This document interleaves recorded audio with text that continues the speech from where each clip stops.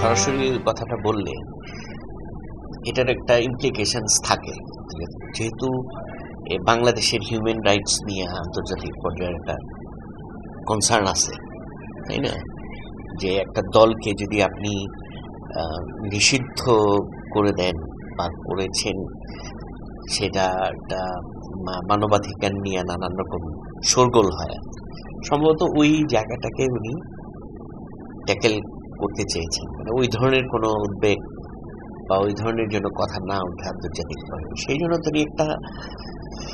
তিনি কিন্তু আমি মনে করি যে উনি একটা মাঝামাঝি কথা বলেছেন। এর মধ্যে দিয়ে তিনি কিন্তু আওয়ামী লীগের মানে আওয়ামী লীগকে ফিরিয়ে আনার ব্যাপারে কোনো স্পষ্ট অবস্থান তো বলেন নাই।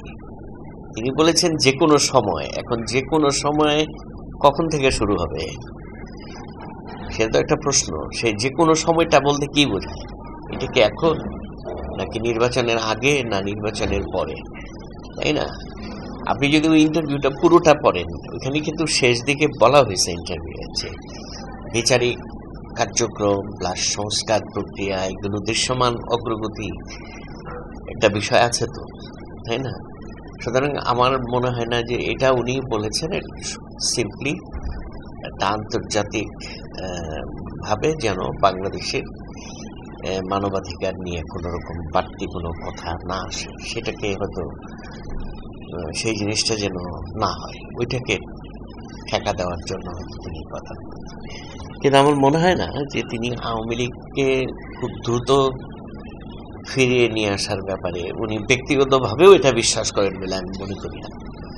যে উনি ডাইহার্ট একজন এন্টি আওয়ামী লীগ লোক, আওয়ামী লীগই তো তাকে অনেক সাফারিংস দেওয়ায়, তো সে এটা তো করার কথা না, এত দ্রুত এই জিনিসটা করার কথা না।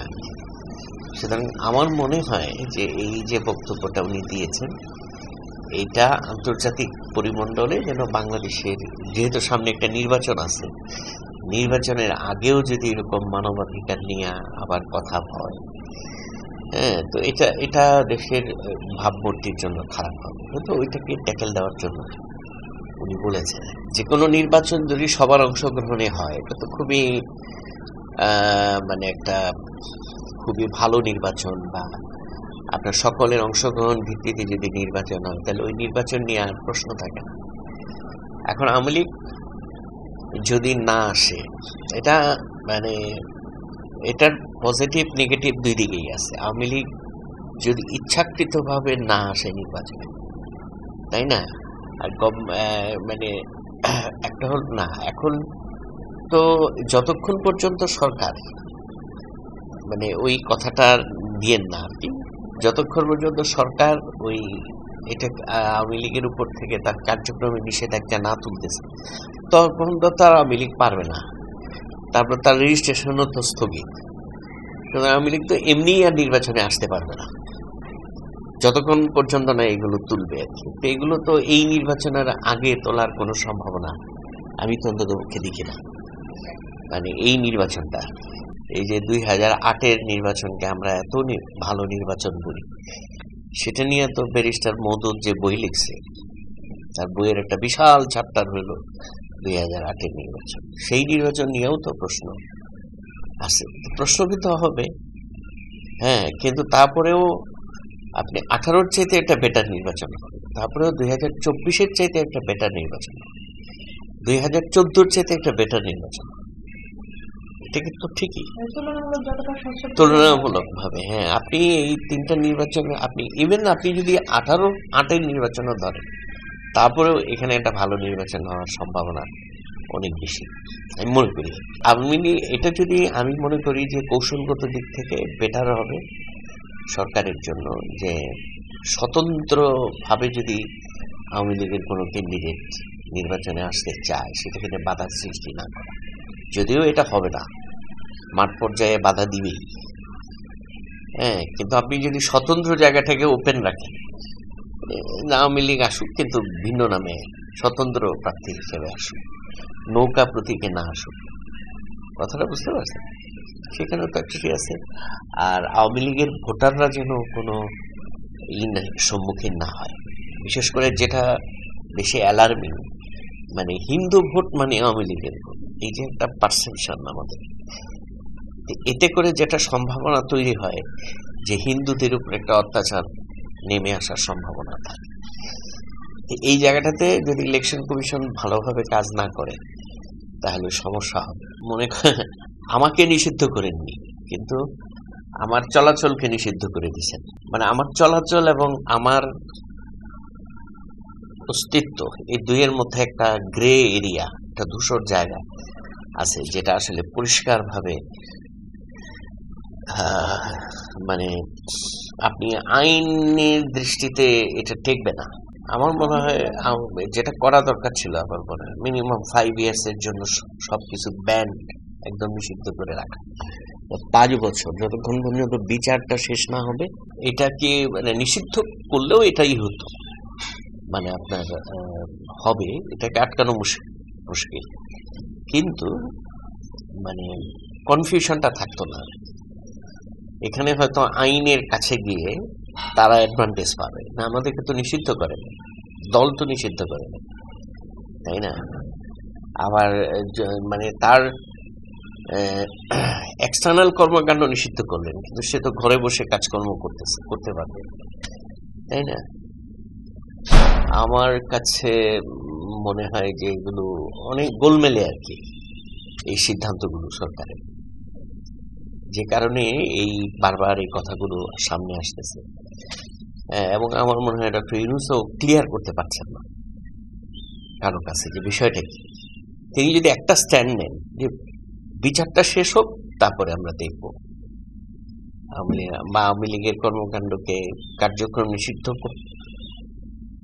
করে সে যদি বলতো যে বিচার শেষ হোক, তারপরে আমরা এই বিষয়ে বিবেচনা করি। কারণ হলো আপনি যে কোনো সময় বলতে যে কোনো মানে কি এটা সাধারণ পরিষদ থেকে এসেই করবেন সেটা তো বলেননি।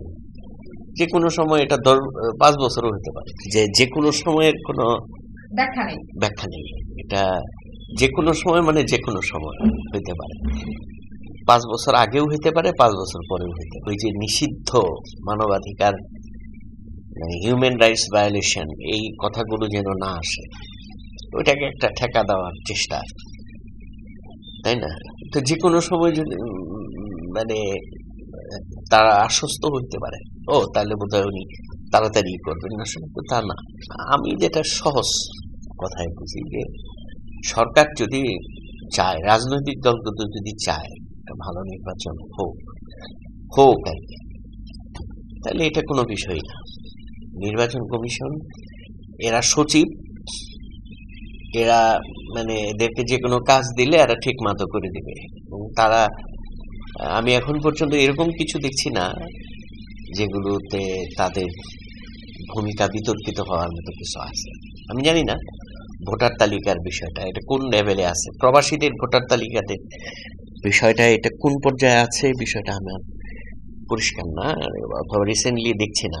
আর একটা জিনিস হলো যে অনলাইনে নমিনেশন বোধহয় এবার নাই, জমা দেওয়ার বিষয়টি এটা কি আছে? কাজ তারা করবেন যাতে আওয়ামী লীগের কেউ এখানে প্রতিদ্বন্দ্বিতা করতে না পারে, করার সুযোগ আছে। আওয়ামী লীগের কিন্তু করার সুযোগ আছে, দলীয় ভাবে না, স্বতন্ত্র ভাবে তার করার সুযোগ আছে। তো আগে তো মানে আমার ধারণা এই প্রভিশন ওনারা রাখবেন না। মানে আমি তো জানি যে এটা বাদই দিয়ে দিচ্ছে, অনলাইনে নমিনেশন জমা দেওয়া যাবে না। মানে এটা কম্প্রিহেন্ডিং দ্যাট, যে ওই ধারণা থেকে যে এটা আওয়ামী লীগ নমিনেশন সাবমিট করবে সরাসরি, যেহেতু অনলাইনে করলে তারা নমিনেশন পেপার সাবমিট করবে, অফলাইন হলে তাকে তো আসতে হবে। তো আসতে হইলে তো তাকে মাইট দেওয়া সহজ, তাই না? তার আটকানো সহজ থাকে। সুতরাং কিছু তো কাজ করবেই যেগুলো দিয়া, মানে আমার কথা হলো গভর্নমেন্টের সাথে তাদের ভূমিকা, তাদের কাজের একটা অ্যালাইনমেন্ট থাকতে হবে। গভর্নমেন্ট কি চায়? গভর্নমেন্ট কি একটা ফ্রি ফেয়ার ইলেকশন চায়, তাই না? এখন এখানে প্রশ্ন উঠলে আওয়ামী লীগ নিয়ে উঠবে, আর কিছু নিয়ে উঠবে না। মানে আওয়ামী লীগকে নির্বাচন করতে দেওয়া হবে কি হবে না, এই জায়গাটা নিয়ে নির্বাচন কমিশনের, মানে নির্বাচন কমিশন, মানে এটা তো মোটামুটি আমিও ক্লিয়ার বা আপনিও ক্লিয়ার যে সরকারের পক্ষ থেকে তো একটা ইঙ্গিত থাকবেই যাতে আওয়ামী লীগ কোনোভাবে নির্বাচনে না আসতে পারে, যেটা আমি খোলামেলা বলতেছি। এটা থাকবেই।